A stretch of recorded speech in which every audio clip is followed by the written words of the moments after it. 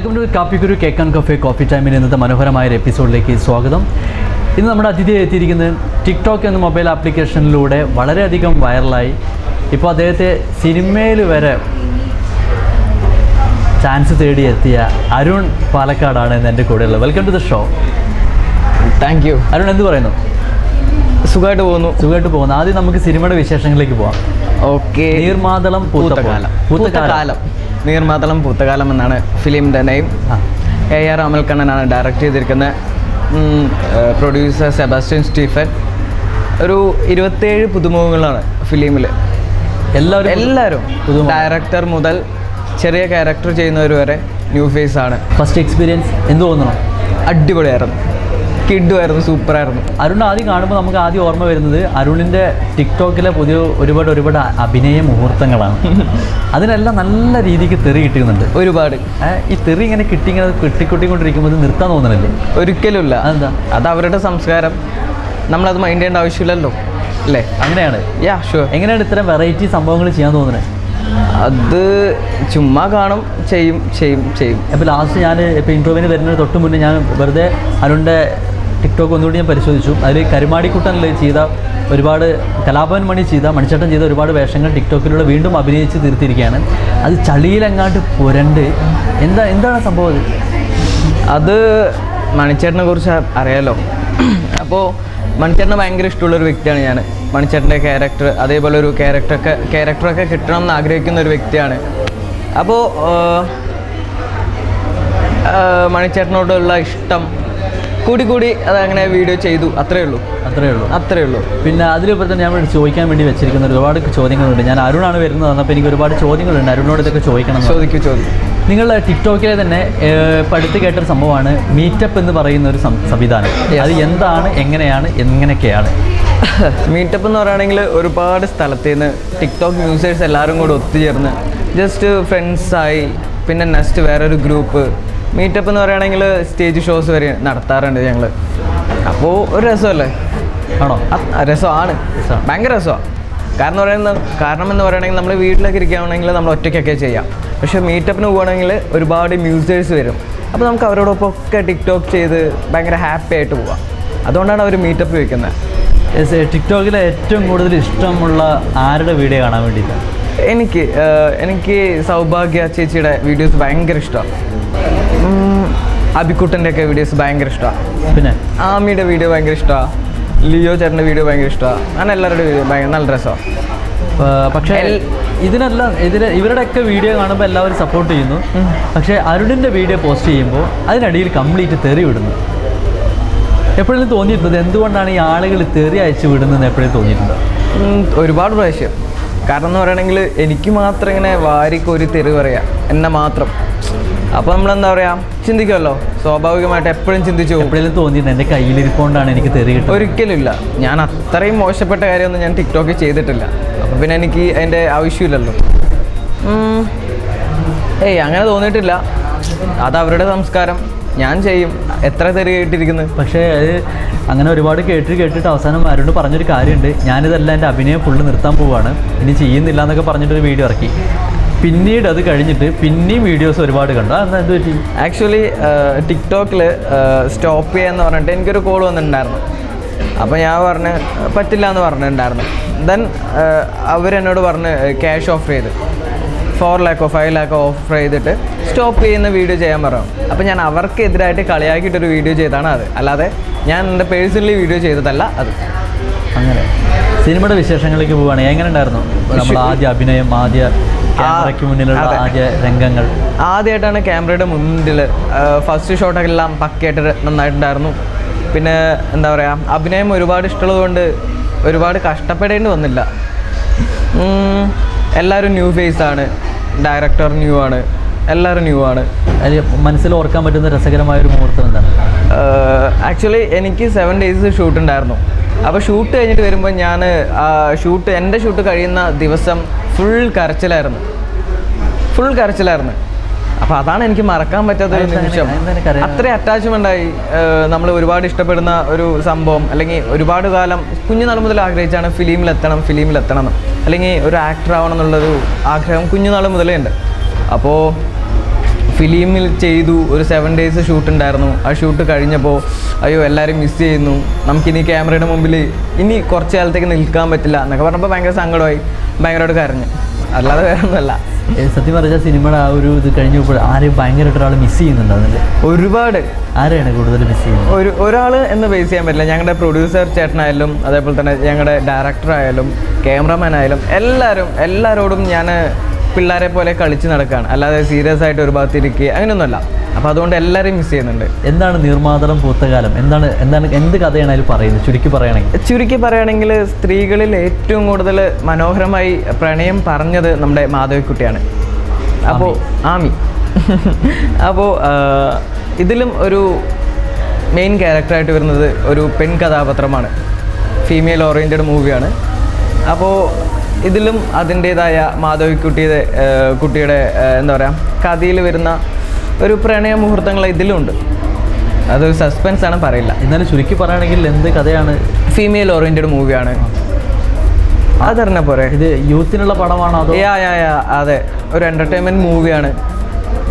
കോമഡിയും എല്ലാം കലർന്നിട്ടുണ്ട്, എല്ലാവർക്കും കാണാൻ പറ്റും. എന്താ പറയുക, ന്യൂ ഫേസ് ആയതുകൊണ്ട് തന്നെ നിങ്ങളൊക്കെ സപ്പോർട്ടും ചെയ്യണമെന്ന് വിചാരിക്കുന്നു. അപ്പോൾ നീർമാതളം പൂത്തകാലം എന്ന് പറയുന്നത് ഒരു എൻ്റർടൈൻമെൻറ്റ് മൂവിയാണ്. അത്രയല്ല പറയാൻ പറ്റൂ. ഓക്കെ, എങ്ങനെയാണ് അരുണിൻ്റെ കഥാപാത്രത്തെക്കുറിച്ച്? കഥാപാത്രം എന്ന് പറയുകയാണെങ്കിൽ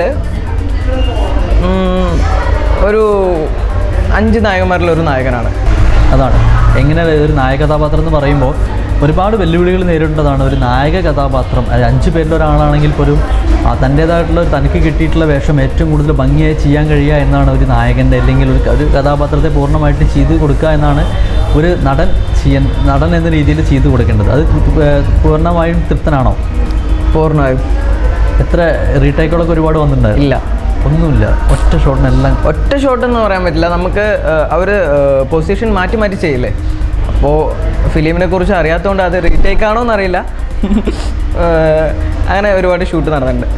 ഇപ്പോൾ ഈ ഒരു സിനിമയ്ക്ക് ശേഷം പുതിയ പല പ്രൊജക്റ്റുകളും കാര്യങ്ങളൊക്കെ വന്നിട്ടുണ്ട്. നൗഷാദ് അമ്പലപ്പുറം സാറിൻ്റെ ഡിയർ പപ്പ എന്ന് പറഞ്ഞിട്ടൊരു മൂവി പിന്നെ വരുന്നുണ്ട്. അങ്ങനെ നല്ല കാര്യം. എന്താണ് ഇങ്ങനെ ഒരു പാഷൻ? ഇത് ഇങ്ങനൊരു സിനിമ എന്ന് പറയുന്ന ഒരു ഭ്രാന്ത് ശരിക്കും തലയിൽ വരാനുള്ള കാരണം ഒന്നുമില്ല. ഒരുപാട് പേര് നമ്മളെ ശ്രദ്ധിക്കണം എന്ന് വരുമ്പോൾ ഫിലിമാണ് അതിന് ഏറ്റവും നല്ല ഓപ്പർച്യൂണിറ്റി. അല്ലെങ്കിൽ ഫിലിമിൽ കയറിയാൽ നമ്മൾ ഒരുപാട് സ്ഥലത്ത് നിന്ന് നമുക്ക് തന്നെ മാത്രമല്ല ഒരുപാട് ഓപ്ഷൻ ഉണ്ട്. ഒരുപാട് ഉണ്ട്. പക്ഷേ ശ്രദ്ധിക്കപ്പെടാൻ സിനിമ മാത്രമല്ല ഒരുപാട് ഓപ്ഷൻ ഉണ്ട്. പക്ഷേ ഫിലിം ആക്ടിങ് ഭയങ്കര ഇഷ്ടമാണ്. കുഞ്ഞുനാൾ മുതലേ ഭയങ്കര ഇഷ്ടമാണ്. ഫിലിം ഫാമിലിയിൽ ആരുമില്ല. ഒരുപാട് കാലം കുറേ ഓഡിഷനൊക്കെ പോയിട്ടുണ്ട്. കുറേ ഒറ്റയ്ക്ക് തന്നെ പോയിരിക്കുന്നു. അവരോട് എന്താ ചെയ്യുന്നു? പഠിക്കണോ? ഞാൻ ഡിഗ്രി 3rd ഇയർ ചെയ്യുന്നു. എവിടെയാണ്? പാലക്കാട്. വീട് എവിടെയാണ്? പാലക്കാട് ആലത്തൂർ കൊടുവായൂർ എന്നാണ് എൻ്റെ പ്രോപ്പർ. വീട്ടിൽ ആരൊക്കെയുണ്ട്? അച്ഛൻ, അമ്മ, ചേച്ചി. എന്ത് ചെയ്യുന്നു അച്ഛനും? അച്ഛൻ നിറബറ കമ്പനിയിലെ ഒരു പെരുമ്പാവൂരിലെ ഒരു നിറബറ കമ്പനിയിലെ ഒരു ഫാമിൽ വർക്ക് ചെയ്യുകയാണ്. അമ്മ ഹൗസ് വൈഫാണ്. ചേച്ചി സിവിലിൻ്റെ ടീച്ചറായിരുന്നു, ഇപ്പോൾ ഹൗസ് വൈഫാണ്. ടിക്ടോക്കിലെ വീഡിയോ ചെയ്യുമ്പോൾ ഈ അച്ഛനും അമ്മേനൊക്കെ ഇടയിൽ കൊണ്ടുവരാറുണ്ട്. അവർക്ക് ഇഷ്ടമാണ്. ഞാൻ എന്ത് കാട്ടുന്നതും അവർക്ക് ഇഷ്ടമാണ്. അപ്പോൾ പിന്നെ നമ്മൾ അവരെയും, എനിക്ക് തോന്നുന്നു അമ്മയാണ് ഏറ്റവും കൂടുതൽ സപ്പോർട്ട് ചെയ്യുന്നത്. അമ്മ ഭയങ്കര സപ്പോർട്ട്. ആരെന്ത് പറഞ്ഞാലും എന്താ നിനക്ക് ഇഷ്ടമുള്ള നീ ചെയ്യുന്ന ഉള്ളൊരു മെൻറ്റാലിറ്റിയാണ് അമ്മയ്ക്ക്. ശരിക്കും സിനിമയോട് ഇഷ്ടമുള്ളതും സിനിമയോട് പ്രണയിക്കുന്ന ആളുകൾ ആദ്യം ചെയ്യുന്നത് ഷോർട്ട് ഫിലിമുകളാണ്. അങ്ങനെ അത്തരത്തിലുള്ള എന്താണ് ഷോർട്ട് ഫിലിം ആദ്യം ചെയ്യാഞ്ഞത്? ഞാനൊരു ഷോർട്ട് ഫിലിം ചെയ്തിട്ടുണ്ടായിരുന്നു, പക്ഷെ അത് ബ്രേക്കായി പോയി ലാസ്റ്റ് വെച്ചിട്ട്. എന്ത് പറ്റി? ഒരു ഫിനാൻഷ്യലി പ്രോബ്ലം. നമ്മളൊരു ആക്ടർ എന്ന ബേസിൽ നോക്കുകയാണെങ്കിൽ നമ്മൾ അഭിനയിക്കുകയല്ല ചെയ്യേണ്ടത്, അല്ലാതെ അതിൻ്റെ ഉള്ളിലേറ്റുള്ള നമ്മൾ പോകാൻ പറ്റില്ലല്ലോ, അവരുടെ കാര്യങ്ങൾ തിരക്കി പോകാൻ പറ്റില്ല. അപ്പോൾ ഫിനാൻഷ്യലി പ്രോബ്ലമാണ്, ഷോർട്ട് ഫിലിം സ്റ്റോപ്പ് ചെയ്യാന്ന് പറഞ്ഞപ്പോൾ ഓക്കെ. ഇപ്പോൾ ടിക്ടോക്കിൽ എത്ര ഫാൻസ് ഉണ്ട് അരുണിന്? 65,000 സംതിങ് എത്രയുണ്ട് ഫാൻസാണ്. പുറത്തേക്ക് ഇറങ്ങുമ്പോൾ അരുണിനെ കാണുമ്പോൾ ആളുകൾ എന്നെ നോക്കി പറയാറുണ്ട് അത് എന്നാണല്ലേ എന്ന് പറയാറ്. ഞാനിപ്പോൾ ഈ ഷൂട്ടിന് വരികയാണ്. അപ്പോൾ കാറിൽ നിന്ന് ഒരു 2-3 ചേട്ടന്മാർ അറിയുമെന്ന് ചോദിച്ചു. ഇല്ല, ടിക്ടോക്കിൽ കണ്ടിട്ടുണ്ട് എന്ന് പറഞ്ഞു. പറയൂ ചേട്ടാന്ന് പറഞ്ഞാൽ സംസാരിച്ചിട്ടാണ് വന്നത്. അപ്പോൾ ഇങ്ങനെ ഒരു അഹങ്കാരം തോന്നാറുണ്ട്, ഞാനൊരു സെലിബ്രിറ്റിയായി എന്ന് തോന്നുമ്പോൾ ഉള്ളിലൊരു അഹങ്കാരം തോന്നിയിട്ടുണ്ടോ? അതെൻ്റെ ഫ്രണ്ട്സിൻ്റെ അടുത്ത് മാത്രമേ ഞാൻ തോന്നാറുള്ളൂ. എനിക്കിഷ്ടമുള്ളവരോട് മാത്രമേ ഞാൻ അഹങ്കരിക്കൂ. അതെന്ന് വെച്ചാൽ അങ്ങനെ നമ്മൾ അഹങ്കരിച്ചിട്ട് എന്തിനാ? ആരടി മണ്ണിൽ പോകുന്ന ശരീരം അഹങ്കരിച്ചിട്ട് എന്തിനാ? ശരിക്കും ഇൻ്റർവ്യൂവിന് വരുമ്പോൾ വല്ല പഠിച്ചു വെച്ചിട്ടാണോ? ഒരിക്കലുമില്ല. കറക്റ്റായിട്ട് ഞാൻ ചോദിക്കുന്ന ചോദ്യത്തിനൊക്കെ കറക്റ്റായിട്ട് ഉത്തരം തരുന്നു. അതേപോലെ ഒരു ഭയങ്കര എന്താ പറയുക, ഈ ചെറിയ പ്രായത്തിൽ വലിയ വർത്തമാനം പറയാന്നൊക്കെ പറഞ്ഞിട്ടില്ലേ? അതുകൊണ്ടാണ് തോന്നുന്നത് എനിക്ക് ടിക്ടോക്കിൽ ഒരുപാട് ഹേറ്റേഴ്സ്. ഞാൻ കുറേ കാര്യങ്ങൾ സംസാരിക്കാറുണ്ട് ടിക്ടോക്കിൽ. അപ്പോൾ അതുകൊണ്ടായിരിക്കാം. അതേപോലെ തന്നെ നമ്മൾ പുറത്ത് കാണുമ്പോൾ എപ്പോഴെങ്കിലും ചിന്തിച്ചിട്ടുണ്ട് എന്താണ് എനിക്ക് ഇങ്ങനെ എല്ലാവരും എന്നെ ഇങ്ങനെ നിരുത്സാഹപ്പെടുത്തുന്നത്, ഞാൻ ചെയ്യുന്ന വീഡിയോകൾക്കൊക്കെ എല്ലാവരും സപ്പോർട്ട് തരാത്തത് എന്താണെന്ന് എപ്പോഴെങ്കിലും ചിന്തിച്ചിട്ടുണ്ടോ? ഇപ്പോൾ എനിക്ക് വിജയ് ഒരു സ്റ്റേജ് പ്രോഗ്രാമിൽ പറഞ്ഞിട്ടുണ്ട്, എല്ലാവരും നമ്മൾ ഇഷ്ടപ്പെട്ട ആ ലൈഫിന് ഒരു എൻജോയ്മെൻ്റ് ഉണ്ടാവില്ല. അപ്പോൾ ഒരുപാട് പേര് എതിർക്കാനും ഒരുപാട് സ്നേഹിക്കാനും ഉണ്ടെങ്കിൽ എല്ലാവരും എതിർക്കല്ലേ ചെയ്യുന്നത്? അല്ലല്ലോ, 65,000 ഫാൻസ് ഉണ്ടെങ്കിൽ അവരൊക്കെ എന്നെ സപ്പോർട്ട് ചെയ്യല്ലേ ചെയ്യാം. പക്ഷെ എന്തുകൊണ്ടാണ് പിന്നെ കമൻറ്റ് ബോക്സ് ഓഫ് ചെയ്തിരുന്നത്? അത് ഒരുപാട് തെറി, ഒരു പരിധിയില്ല തെറി പറയുന്നതിൽ. ബട്ട് ഇപ്പോഴൊക്കെ ഓണാണല്ലോ. ഓണാണ്. യാ, ഇനി ഓഫാക്കില്ല എന്നുള്ള തീരുമാനം? അങ്ങനെയൊന്നുമില്ല, നല്ല തെറി കമൻറ്റ് ബോക്സിൽ കണ്ടാൽ ഞാൻ ഓഫാക്കും. ഇനി ശരിക്കും ഇത് വായിച്ചു നോക്കിയിട്ട് അരുൺ എന്താ തോന്നാറ്? ഞാൻ ചിരിക്കാറുണ്ട്, കാര്യത്തിൽ ഞാൻ ചിരിക്കാറുണ്ട്. ആ കമൻറ്റ് ബോക്സിൽ അടി വിടാറുണ്ട്. എന്തിനാ നീ ഇവനെ പറയുന്നത്, നിനക്ക് ഇതുപോലെ ചെയ്യാൻ പറ്റുമോ, അത് ചോദിക്കാൻ നീ ആരടി ഒക്കെ ചോദിച്ചിട്ട് അടി വിടാറുണ്ട് കമൻറ്റ് ബോക്സിൽ തന്നെ. അപ്പോൾ എനിക്ക് ചിരി വരും, നാച്ചുറലി അല്ലേ. ഓട്ടോമാറ്റിക്കലി 65,000 ഫാൻസുള്ള അരുണിന് എന്തായാലും ഒരു പ്രണയം ഉള്ളിൽ ഇങ്ങനെ കിടന്ന് കളിക്കുന്നു? ഒരിക്കലും ഇല്ല. അതെന്ത് പറ്റി? അറിയില്ല. പ്രണയത്തിനോട് താല്പര്യമില്ല? താല്പര്യമില്ലെന്നല്ല, ഇതുവരെ പ്രണയിച്ചിട്ടില്ല. കഴിഞ്ഞ എപ്പിസോഡിൽ നമ്മൾ അതിഥിയായി വന്നത് ഉദയശങ്കരനായിരുന്നു, വാട്ടർമാൻ. പ്രണയത്തെക്കുറിച്ച് ഒരുപാട് വാചാലനായ ആൾ സംസാരിച്ചിട്ടുണ്ട് അദ്ദേഹം. ഇന്ന് ഈ ആഴ്ച അരുണ് വരുമ്പോൾ അരുണ് പറയുന്നത് പ്രണയത്തിനോട് എനിക്ക് താല്പര്യമില്ല. അത് എന്തുകൊണ്ടാണ് പ്രണയത്തിനോട് താല്പര്യമില്ല എന്നല്ല, പ്രണയിച്ചിട്ടില്ല അതുവരെ. എന്തുകൊണ്ട് അതേ ചോദിക്കുന്നത്? എനിക്ക് ആരും ഇങ്ങനെ പ്രണയഭരിതനായിട്ട് വന്നിട്ടുണ്ട്. ടിക്ടോക്കിൽ നിന്ന് കുറച്ച് പേര് വന്നിട്ടുണ്ട്. അതല്ല, ടിക്ടോക്ക് നോർമലി പണ്ടും 2-3 പേര് വന്നിട്ടുണ്ട്, അല്ലാണ്ട് ഒരുപാട് പേര് വന്നിട്ടില്ല. എല്ലാവരെയും ഫ്രണ്ട്സായിട്ട് കാണാനാണ് എനിക്ക് ഭയങ്കര ഇഷ്ടം. ആണോ? ഒരിക്കലും ഒരു പെൺകുട്ടിയോട് അങ്ങോട്ട് ഇഷ്ടം തോന്നിയിട്ടില്ല? ഇഷ്ടം തോന്നിയിട്ടുണ്ട്, കാണുമ്പോൾ കൊള്ളാലോ, ആ കൊച്ചു കൊള്ളാലോ, അല്ലെങ്കിൽ ആ പെൺകൊച്ചു കൊള്ളാലോ എന്ന് തോന്നാറുണ്ട്. പക്ഷേ പ്രണയം എന്ന് പറഞ്ഞിട്ട് നമ്മൾ പറയാൻ പോകില്ല. പെൺകുട്ടികൾ വേണമെച്ചാൽ ഇവിടെ ഇങ്ങോട്ട് വന്ന് പറയട്ടെ അല്ലേ? അങ്ങനെയല്ല, എനിക്ക് അറേഞ്ച് മാരേജ് ഇഷ്ടം. ഓ, അങ്ങനെയാണ്. വീട്ടുകാരുടെ ഒക്കെ സമ്മതപ്രകാരം? യെസ്. ഞാനൊരു അമ്മ മോനാണ്, അപ്പോൾ അതുകൊണ്ട് എനിക്ക് അമ്മനെ ഭയങ്കര ഇഷ്ടം. അമ്മ മോൻ എന്ന് പറഞ്ഞ് അമ്മ മോൻ എന്ന് പറയുകയാണെങ്കിൽ അമ്മയോട് ഭയങ്കരമായിട്ട് അടുത്ത് നിൽക്കും. അമ്മ പറയുന്നതൊക്കെ മാക്സിമം ഫുള്ളും കേൾക്കും. അപ്പോൾ അതിനെയാണ് അമ്മ മോൻ എന്ന് പറയുന്നത്. അപ്പോൾ അമ്മയ്ക്ക് ഇഷ്ടമല്ല മോൻ വേറൊരാളെ പ്രണയിക്കുന്ന ഇഷ്ടമല്ല, ചുമ്മാ തമാശയ്ക്ക് പ്രണയിച്ചു എന്ന് പോലെ എൻ്റെ അമ്മ പറഞ്ഞിട്ടുണ്ട്. ബട്ട് സീരിയസ് ആയിട്ട് പ്രണയിക്കരുതെന്ന് എൻ്റെ അമ്മ പറഞ്ഞിട്ടുണ്ട്. ഒരുപാട് ഒരു വ്യത്യസ്തമായിട്ടൊരാളാണ് അരുൺ. Thank you. വെറുതെ ആളുകളെ തെറിയേക്കുന്നു. എന്ത് ചെയ്യാൻ പറ്റും അല്ലേ?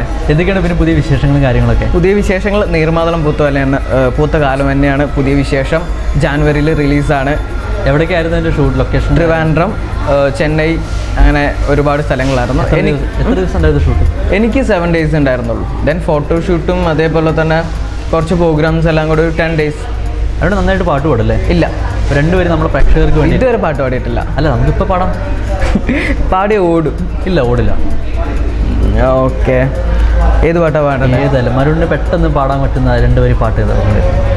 മുൻപേ വാ എൻ അൻപേ വാ, ഊടവാ ഉയിരേ വാ, മുൻപേ വാ എൻ അൻപേ വാ, പൂപ്പൂവായ് പൂപ്പോവായ് നാടാ கேட்டேன் என்னை நானே நானியா നെഞ്ചം சொன்னதே മുമ്പേ വായൻ. മതി. അടിപൊളി. പാട്ട് പാടാൻ അറിയില്ലെന്ന് പറഞ്ഞല്ലേ? ഇല്ല, പാട്ട് പാടി അങ്ങനെ പാട്ട് പാടാറില്ല. ഒരാളിങ്ങനെ പറഞ്ഞിട്ടുണ്ട് ഇതിന് മുന്നേ എനിക്കൊരു പാട്ട് പാടി തരുമെന്ന്. ഒരുപാട് പേര് പറഞ്ഞിട്ടുണ്ട്. കോഴ്സിൽ ആരും പാടി കൊടുത്തില്ല. എല്ലാവർക്കും പാടി കൊടുത്തിട്ടുണ്ട്, ഫോണിൽ കൂടെ കൊടുക്കുന്നുണ്ട്. ഇപ്പോൾ ക്ലാസ്സിലേക്ക് പോകുമ്പോൾ ടിക്ടോക്കിലൂടെ വളരെയധികം വൈറലായ ആളാണ് അരുൺ. അപ്പോൾ ക്ലാസ്സിലേക്ക് പോകുമ്പോൾ എടാ എൻ്റെ കൂടെ നിന്നിട്ട് ഒരു ടിക്ടോക്ക് വീഡിയോ ചെയ്യണം, അല്ലെങ്കിൽ എൻ്റെ കൂടെ സെൽഫി ഇടണം എന്നൊക്കെ പറയാറുണ്ടോ? ഞാൻ ആക്ച്വലി എനിക്ക് ക്ലാസ് ഇല്ല, ഞാൻ ഡിസ്റ്റൻസ് ഡിഗ്രിയാണ് ചെയ്യുന്നത്. അങ്ങനെ 3 വർഷത്തിനുള്ളിൽ ഫിലിമിൽ ഒരു സ്പേസ് മേടിക്കണം, അല്ലെങ്കിൽ എനിക്കൊരു സ്പേസ് ഉണ്ടാവണം എന്ന് പറഞ്ഞുകൊണ്ട് 3 വർഷത്തിന് വേണ്ടി ഞാൻ ഡിസ്റ്റൻസ് ഡിഗ്രി എടുത്തത്. നാട്ടിലേക്കൊക്കെ ഇറങ്ങുമ്പോൾ എങ്ങനെയൊക്കെയാണ് നാട്ടുകാരുടെ പ്രതികരണം? ഫ്രണ്ട്സ് എല്ലാവരും വന്ന് വീഡിയോസ് എടുക്കും. നാട്ടുകാരുടെ പ്രതികരണം? നാട്ടുകാർക്കൊന്നും ടിക്ടോക്ക് ഇല്ല. അവർക്ക് ടിക്ടോക്ക് എന്ന് പറഞ്ഞാൽ എന്താണെന്ന് പോലും അറിയില്ല. ഒരു ഉൾഗ്രാമം ഞങ്ങളുടെ, ഒരു നോർമൽ ഫാമിലി. അപ്പോൾ അതുകൊണ്ട് അവിടെ അങ്ങനെ ടിക്ടോക്ക് എന്ന് പറഞ്ഞാൽ അത്ര ഫേമസ് ഒന്നുമില്ല. എങ്ങനെയാണ് ഇങ്ങനെ ഒരു ആപ്ലിക്കേഷൻ ഇത്ര പെട്ടെന്ന് ക്ലിക്കാവാനുള്ള കാരണം എന്താ? കാരണം ഒരുപാട് ആളുകൾ ക്ലിക്കാവാൻ വേണ്ടി നടക്കുന്നുണ്ട്, പക്ഷെ അവർക്കൊന്നും എത്തിപ്പെടാൻ പറ്റുന്നില്ല. പിന്നെ എങ്ങനെയാണ് ഈ അരുൺ ചന്ദ്രൻ അരുൺ ചന്ദ്രൻ. അരുൺ ചന്ദ്രൻ എങ്ങനെയാണ് ഇത്ര പെട്ടെന്ന് ടിക്ടോക്കിലെ ആക്ച്വലി ടിക്ടോക്ക് നെയിം എൻ്റെ അരുൺ അരൂസ്ലി എന്നാണ്. അരുൺ അരൂസ്ലി. എങ്ങനെയാണ് അരുൺ ഇത്ര പെട്ടെന്ന് ടിക്ടോക്കിൽ ഒരു താരമായി മാറിയത്? അത് ഈ തുടങ്ങിയപ്പോൾ മുതൽ തന്നെ ഞാൻ ചെയ്തിട്ടുണ്ടായിരുന്നു. അപ്പോൾ പെട്ടെന്ന് ഇങ്ങനെ വീഡിയോ ചെയ്തപ്പോൾ ലൈക്സ് പെട്ടെന്ന് കൂടി വന്നു. അപ്പോൾ ഒരു ടൈം എത്തിയപ്പോൾ എനിക്ക് ഭയങ്കര ലൈക്സായി. ബാക്കിയുള്ളവർ അപ്പോഴാണ് തുടങ്ങിയത്. അപ്പോൾ അതുകൊണ്ട് ഒരു ചെറിയ പ്രമുഖനായി. തീർച്ചയായിട്ടും ഒരുപാട് സന്തോഷം. അരുൺ ചന്ദ്രൻ എന്ന് വിളിക്കുന്നതാണ് അരുശ്രീനേക്കാട്ടിലും കൂടുതൽ ഇഷ്ടം തോന്നുന്നു. കുറച്ചുകൂടി വിളിക്കാനൊരു സുഖം കിട്ടുന്ന അരുൺ ചന്ദ്രൻ എന്ന് പറയുന്നത് വിളിക്കാം. അപ്പോൾ എന്തായാലും ഒരുപാട് സന്തോഷം ഈ ഒരു ഹാഫ് ആൻ അവർ ഞങ്ങളോട് കൂടി സംസാരിച്ചതിനും അരുണിൻ്റെ വിശേഷങ്ങൾ പങ്കുവെച്ചതിനും. ഇനി എന്താണ് പ്രേക്ഷകരോട് പറയാനുള്ളത്?